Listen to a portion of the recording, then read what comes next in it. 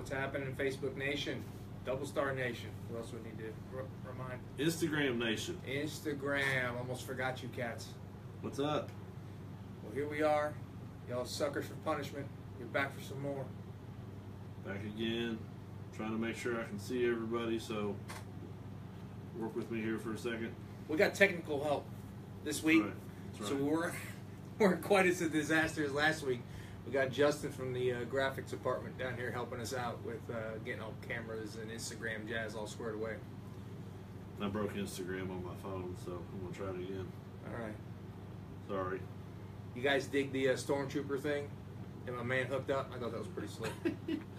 Yeah, I like the Stormtrooper. That was pretty hot. That's good fun. If you guys haven't noticed, we got some kit out here today we're going to be talking about. Oh, wow, it shows up real good. Yeah.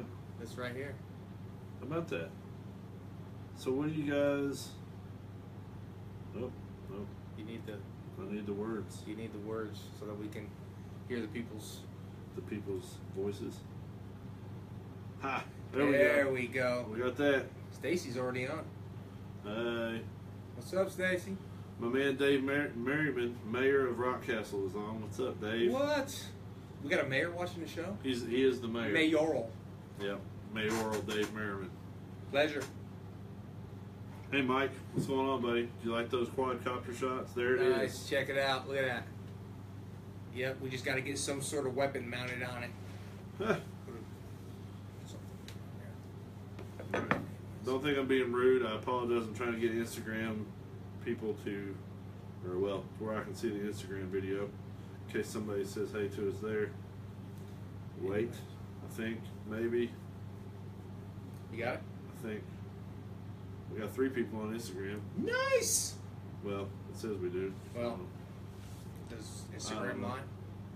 Big lumber. Thanks, Dave. Big lumber. Dave, I can't wait to see you in a couple weeks. Big lumber. Yeah, we got the Rockcastle Pro-Am in a couple weeks. Nice.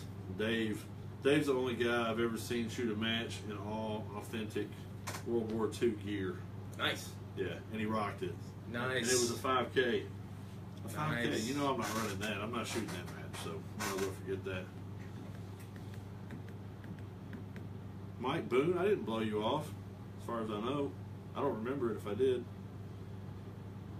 I apologize. My deepest apologies if I didn't see you there, buddy. Golly, we're not even big and famous yet, and you're blowing folks off. I'm sorry. It's going to be horrible when we're big. My head. Thank you to all the little people. That's right. Little people. You guys. Anyways, so what's up? Glad to see you. Welcome back.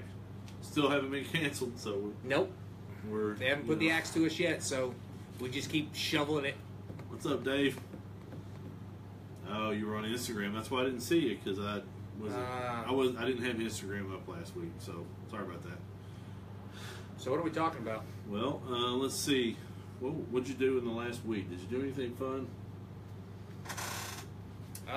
Just spend time. I mean, for you me, went home last week. Well, dude, I'm moving, so my life is about trying to get loading trucks and trying to get situated in the God's country, Kentucky. Right. You need a friend with a pickup truck, huh? Man, I don't need a friend with that. Hey, if anybody needs to buy a house, I'm trying to sell one to Chattanooga, so throw that one in there. Chattanooga folks. So, anyways, cool. Well, that's always fun. Yeah. I bet you found a lot of stuff you didn't know you had. Yeah, we got a few things. It actually hasn't been that bad. I mean, it's just, we got my girls. They're coming up here, and then my wife and my son will be down there. So I don't know. We're getting there. It's taking some time. Okay. Well, we're glad you're here. Yeah, I'm glad to be here. What about you? Well, let's see. Last week was a little bit of a roller coaster. Came back from Disney World, and so it was a lot of catch up for me last week. But this weekend we went to the family farm, and I took the quadcopter out. The owner of the company bought this drone years ago, and I said, "Hey Jack, what'd you do with that drone?" And he said, "I think it's in a closet somewhere." So I asked him if we could borrow it to shoot some video and whatever we decide to do with it. Justin and I were talking about it last week, and he brought it in, and So anyway, I took it to the farm. We've got almost 300 acres there, and a lot of it is wide open territory. So it was a good place to learn, and experiment with the drone. So if you guys are into drones and want to send me some tips, I welcome that, because I am brand new to it. First time flying it was this past weekend, but really it was very simple. And this is the remote to it. If you've never seen one, you've got a little mount here. I put my old phone in there. It runs Wi-Fi from the phone to the drone. You don't have to have Wi-Fi connection, but that's how it talks to itself. This is a range extender, and of course you got your antenna, and it basically up and down. Your elevation adjustment was on this stick, and your rotation. If you wanted it to rotate, you did that here. And then forward, backwards, side to side was all on the right joystick. Dude, so that's sick. it was really, really easy to do. If you've been thinking about getting one, go for it. This is the Phantom 2. Like I said, it's a few years old, but still produced great video. Flight time is somewhere between 10 and 15 minutes. It's got a little camera on the bottom of it. Oh. Yeah, it's neat. Well, you might as well learn how to fly one, because Uncle Sam's watching you with one. So. Right. Nice, that's pretty cool. So that was fun. Got some cool aerial shots. Like I said, saw some different views of the farm that I've not seen before. Kind of looks like Google Earth when you do it way up there. Yeah. I was smart enough to read a few of the rules. You've got about a 400-foot ceiling before you get in trouble. So I tried to keep it under that, but I mean, does it give you altitude too as you're going? Yeah, it reads on the phone, or you can use an iPad, whatever. If you got bad eyes and you need something a little bigger, that is. Hey Drew, what's up? The iPad would work too, but it's an app you download. It's a DJI app, and you can see your elevation. You can see how fast you're going. Cool. So it was kind of windy when I was flying it, but like I said, I got from the house to the tree line on one field is almost a little over 600 yards. Nice. So I just let it fly as hard as it could towards the tree line, which is the way the wind was blowing, and it went 40 miles an hour. Nice. On the way back, it was about 20. Fighting the wind. Sounds like you could pretty much toss it if you crash it. It's about done. Well, as far as when the battery got low, it has a return to home feature, and it starts making the your drone's about to land noise, and it comes back and lands within like 3 or 5 meters of where you took off from. Okay, that's pretty slick. So it's really hard to screw it up. I'm sure it is a computer, so it's going to mess up, and you're going to lose it in the top of the tree somewhere. Yep. But it was really neat. And like I said, this is a Phantom 2. They're up to a Phantom 4, and then they even have when we find the super high professional ones are like $6,500. I'm not going there. This did everything we needed to. So, but anyway, if you're looking at getting one, it's a there's the daughter. Hey, shout out to my daughter, little girl. And McPew there, of course. So Mike Boone, he's a CEO, president in charge of Shredder Industries. Nice. So he's the Shredder 9000 is what he's using. I wish I had. How come I can't have that nickname? Because you got the Shredder. The Shredder. Boone's on top of it, dude. Marketing genius. So, but anyway, if you're thinking about getting one, you want to try it out. Don't be afraid of them. They're really easy to fly. This one I think now goes for about $500 new. So it's about half of what it was when it first came out, and it almost flies itself. If I can do it, anybody can do it. So there you go. That was what I spent the weekend doing.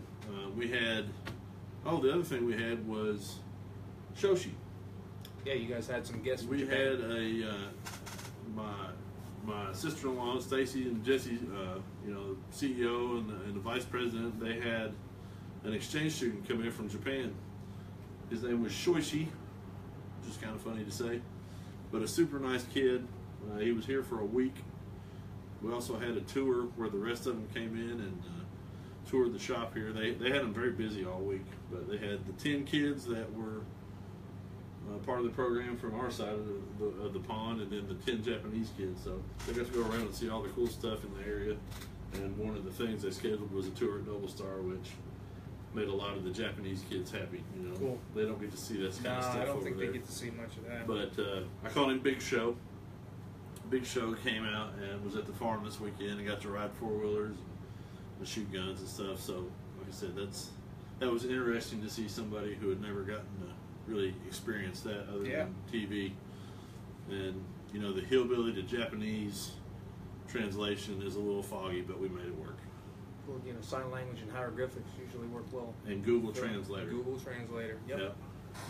Long way home said, "Hey, gents. What's going on? What's going on?"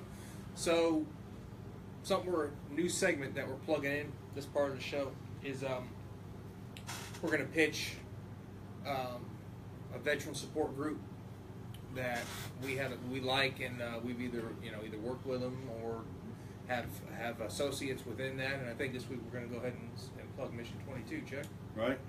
So a lot of the guys that are watching right now have been around Mission 22. Rock Castle Shooting Center is a big support. Mission 22. If you see the sticker here, this is their logo. These guys are very active in veteran support. Their mission, they say, a study says that over 20 veterans commit suicide every day, and their goal is to get treatment for those guys and provide a place for them to come. So if you're interested in getting involved with a veteran support organization, highly recommend Mission 22. Mission 22. Great folks over there. Yeah. Great people. And they just, a lot of folks want to argue. It's not 20 people. Listen, whatever. You want to one is too argue, many. Exactly. One is too many. If you want to argue about semantics, go choose another side or whatever. The bottom line is those guys are doing good work for taking care of the mental health of our boys, and for that they get a big thumbs up from us. So if you guys are looking for a good group out there to pour into, so they can pour into other folks, Mission 22 is the group you guys want to be looking at. We're one of the groups you want to be looking at. Yep. So those guys are doing good work. Mission22.com. Go check them out if you want to get involved. What else? Speaking of veterans, let's get a little good veteran news. Yep. My adopted nephew, Brandon, he came home from Afghanistan. And good to see him. We're proud of him. Brought a knife back that I sent with him. Oh, yeah. Came back in one piece. Yep. Yeah. How did it look? Did he beat use it to hell. Yeah. It looked pretty rough, but I mean, nothing. A little bit of spit and polish can't help. Yeah. So I'm gonna bring it back to the shop. One thing he said is, so I use a lot of like rubber grommets to help keep compression and stuff on screws and all this thing. Right. He said the atmosphere over there was so dry that piece of plastic pretty much evaporated in less than a month. It just completely fell apart. Completely fell apart. So he had to come up with a couple of different rigging options. Right. Which was good intel. I mean, it was good information on my end. Sure. So he came back with some really good. Not only that is that these guys are rough on kydex. Yeah. I mean, we talk so much about retention, and you got all these folks that are just, retention's got to be just right. I poured on the retention on this sheet, and it came back and it sounded like a maraca. Really? Yeah. Wow. I mean, they're just heavy duty on these blades, and but as far as concerning him, we're very proud of him. Brandon, love you, very proud of you, and there's a specific group that went out there to replace. It just so happens that some very close friends of mine, the Rodriguez family, their son, third generation Army young man, he's out there now, same place, out in Afghanistan doing, backing up. He's out there with the 82nd. So we're proud of him too. Just want a big shout out to you guys. So that's hands, big thumbs up for my nephew. Absolutely. I'm very happy. Glad to very have him proud on. of him. So Good deal. that's that. All right. Well, let's talk about Working out? You want to talk about working out? Well, I need You want to. to talk about working out? You talk about it. Well, working out, I mean, it's nothing really to talk about. You ready? Let's do it. Well, we're putting a workout thing together back at the shop. We're, going to be doing some collie stuff, but we're also going to be doing, some just working out. Kettlebell. I don't know if anybody out there does kettlebell. I love kettlebell. It's fantastic. And anybody who wants to give us some tips on kettlebell, by all means, post them. whatever. I love kettlebell. Also, we're going to be doing some bag training. My son had an old sea bag, so we're going to... Not to be confused with a tea bag. Exactly. We're going to be filling it up with some stuff to get the weight up there. We're going to be using that for tossing drills and throwing drills and just overall throwing stuff around exercises. Sounds like a lot of fun. Yeah, it sounds like a lot of exercise. We're going to put big timber into medium timber. Big timber into medium timber. He's going to go from a big block to a small block. That's right. Supercharged. Yep. Small block, supercharged. Twist it. You got to get the RPMs up. That's right. Who's that? Dave said he's rolling. See you, Dave. Take care, Dave. Thanks for watching. What else have we got going on here? It's not that we don't have anything to talk about, but basically this show should be about you guys, and more questions we got, it's easier for us to be able to... Got to roll. Okay, he's rolling. Oh, yeah. Shochi's exact words. When he saw the guns, and of course we have a few things here. He was happy. He was very, very happy. He was a cool kid. His English was not great, so it was, like I said, it was a little bit difficult, a little awkward sometimes, but I met the kid at a KFC, and he was so happy to just be able to go to a buffet and eat fried chicken, which I can relate to. Yeah, I heard that. I get happy about that. Yep. Boone said, boss is on, straighten up. Listen, she knows this. It's cool. That's it. She knows what we're going to be talking about. Exactly. So, since we'll wait till you guys say something, but in the meantime, we're going to talk Tomahawks. So, last week, I posted a video on our long blade that we have, and I just sat down and had conversation with, so I'm going to kind of do the same thing here. These guys have seen me pull the pitch. This isn't going to be as much of a pitch as it's just talking about the Hawk and what, why it came about and what was in my head when I created it. The funny thing about this is that most folks don't know that Ryan Johnson is one of the people who got me into knife making. And Ryan Johnson is? He is the father of the modern tactical tomahawk. And I would be willing to debate that with anybody. It's a proven fact in the industry. He is. He was one of the main people who brought the tom. Well, you had tomahawks in Vietnam, right? But Ryan, he actually put his own. He actually took a retro look on the Hawk and fitted it with modern tech, and it became very, very popular. And his company is RMJ Tactical. RMJ Tactical. Great folks, great association with us. They've been really good with us through the years. Ryan, this is our wrath, and I'm going to go ahead and quote Ryan right now. When he came up to the table during Blake Show, he looked at it, he picked it up, and he says there would be anything he changed about it. Really? Yeah. Well, that had to make you feel good. Yeah, it sure did. Yeah. It sure did. To get the head nod from the guy who refined you and helped push you forward was a real, was a real booster. But so what we went with this is obviously it's not a traditional looking Hawk. I went ahead and rather than continuing the belly all the way out forward, we went ahead and put an insertion point here, so that when you make contact, specifically for cutting metal, this one's really good for piercing. So this is not for trimming the verge, or no timber in your campsite. Not for trimming your timber. No, I mean, well, actually, as a matter of fact, we've got a close friend of the company, friend of the Jesse's. He took one out camping with him, and he said it actually did pretty well for chopping and stuff. Really? Yep. He says it did. I retract my previous statement. Yeah. So the reason why I say that is that's not what I made it for. Right. I made this Hawk for breaching. So, your non-typical Hawk, we went ahead with a scalloped spike on the back again, more cutting into steel, stuff like that. What's up, Backwoods? What's going on, man? Talking Tomahawks. We needed it longer because to be able, not only that, as most people don't think about this, but CQC, you can choke and asphyxiate with the longer Hawk if you get tied up and you can't swing it. Right. Because as the range changes, the weapon has to change as well. Sure. Quarter-inch thick S7. Went with a differential heat treat so that any stress that's over the head area when making impact, it won't crack. The biggest thing that we worried about was overheat treat because we didn't want complete catastrophic failure of the tool. Because we're building these for basically door kickers. So we didn't want to snap the head off. Exactly. Exactly. Okay.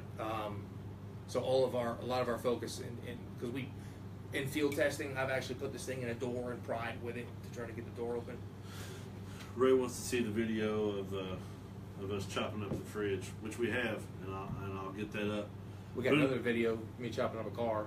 Well, Boone says you can chop the door off a Honda, and I think that's a direct reference to my new gas saver. So watch it, buddy. Yeah. We'll go for Lexuses. How you like that? So G10 scales, Cerakote finish, solid steel hardware. I've got another video of the prototype with me cutting the 8-pillar out of a sedan. We need that. With the small one. So we'll go ahead and try to get that posted. Overall, just heavy duty, man. I mean, just heavy duty. We're actually working on a video, talking about doing a video now where we buy some other Tomahawks and try to break. We're going to chop them up. We're going to we're going to put this in a vise. Oh, okay. And beat other Tomahawks on this one and see if they can break ours. Huh. So reverse. We're going to verse it. Back it up. Reverse it. Back it up. Back it up. So, if you're looking for a replacement for your midstream hawk, by all means, give our Wrath a whirl. I promise you won't be disappointed. So when you sharpen that, where do you put your edge? Well, we've got a sharp edge here, across the belly, and at the spike. We've left barely enough meat if anyone wanted to. They could sharpen the scallop and they could sharpen the beard. There's enough there that they could do that really easy. And here's another thing about sharpening.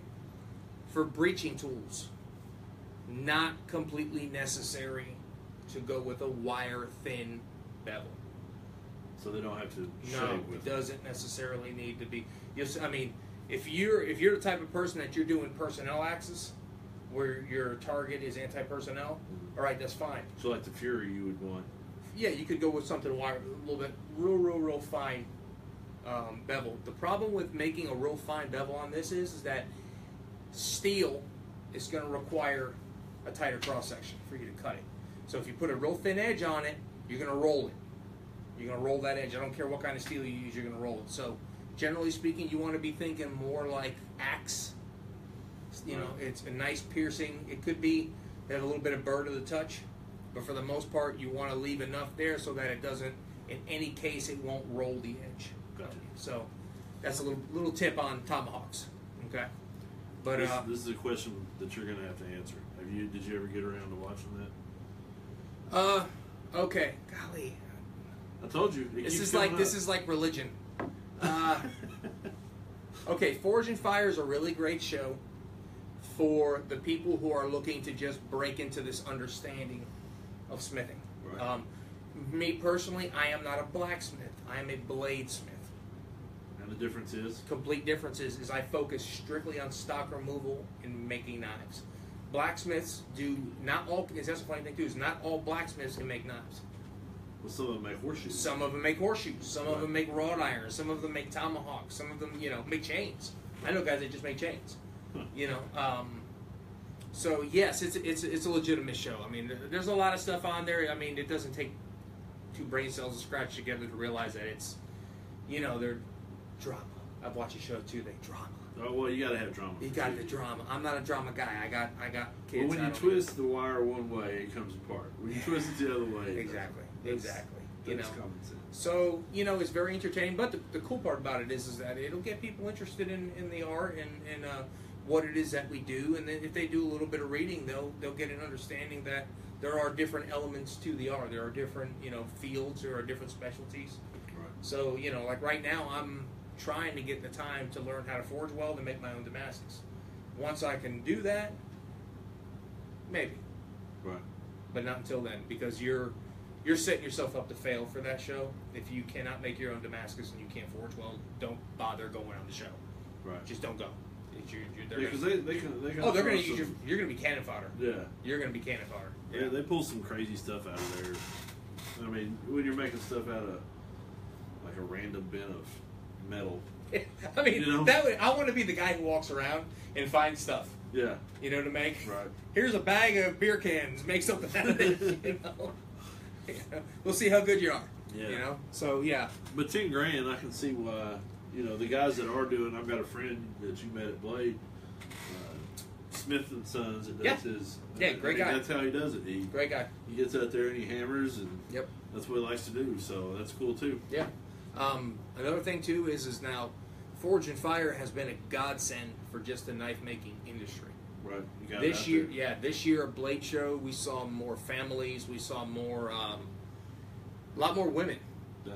A lot more women than any other time before. I mean, I must have had 4 or 5 women come to our table. Have you seen Master Smith so-and-so? Have you seen Doug Mercado? Have you seen... Yeah. And the funny thing is Doug knew Doug from before this because of the Kali connection. Oh. Okay. We're, most of us in Kali have known of or even know Doug for quite some time. Right.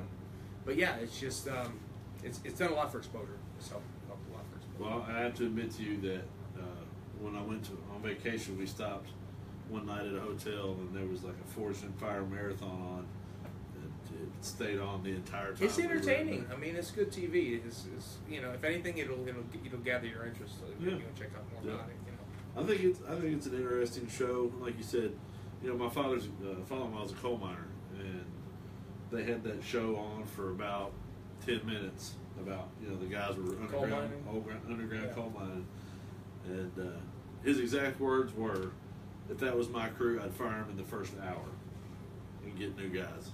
So it was complete horse crap, and the numbers they were spouting were. He was like, "If you didn't do that in the first hour, you'd be fired." It's a reality TV right. thing. So I think it's a valid question to say, is this real or not? Yeah, not everything needs to be reality TV, I don't think. Right. There's some stuff that's cool. The funny thing is I grew up not too far from the Orange County Chopper guys. And my uncle knew Big Paul from back in the fabrication days. Oh, yeah. They all worked together at some of the same places and all that. But the whole thing about that, that kind of brought everybody mainstream on the whole drama and life stuff and characters and all that. Now it's just like, I don't know, it's become more, I'm not going to say a nuisance, but it's, I don't know, it's like they're getting it's a little too much. Right. So. Well, that's, for reality TV, I mean, we've been approached more than once about people wanting to come in and make a reality TV show out of DoubleStar. And we've told them no because, one, we don't need our crazy out there. This is all you're going to get. This is it. But, it's just, they're going to create drama that you don't need. Yep. And it's hard enough to get something done in a day without having some guy standing there telling you got to be mad about, And that's completely counter to our ethos. Yeah, we want to flow. We want everybody to get along. Like I said, I wish we could have everybody over for a barbecue. I don't want to be mad at you all the time. Yep. So, well, we're getting close, so we're going to wrap it up with the deal of the week. This week, the Wrath. And the coupon code is, I'm going to type it in here for you, Stabby. I get my own coupon code. You get your own coupon code. Sweet. For 20% off the Wrath at star15.com. So 1 week. And listen, 20% off the Wrath, that's a good deal. Yep. If you've been thinking about getting one, now is the time. And there's a whole echelon of tactical tomahawk makers that we fit in with. Yep. So don't pick up the Wrath and run out and compare it to a $15 or $20 tomahawk that you're going to pick up at Cabela's. That's not. You want to get out there and you want to check out Rustic Knives, RMJ, American Commie, and that's just to name a few. Right. The Whittemans. Go ahead and compare apples to apples. Don't. It's not the same comparison. Yeah. Not the same comparison. So this is the Mercedes. Don't compare it to a Datsun. A Datsun. This is not a Datsun. Yeah. Datsuns are out there. Datsuns They are run okay, fine. but this is going to do a little better. So, that being said, Stabby gets 20% off the Wrath. Thanks for watching. Star15.com. Will Stabby sign it for us? I believe he will. I can do that. I believe we can make that. If that'll happen. seal the deal, I'll sign it. No worries. There You want go. silver ink? I can do silver ink.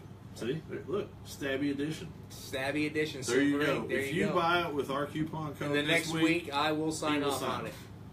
Listen, I might buy one. Sure. just to have your signature. Well, we'll charge you 20% more. Well, that's what I figured.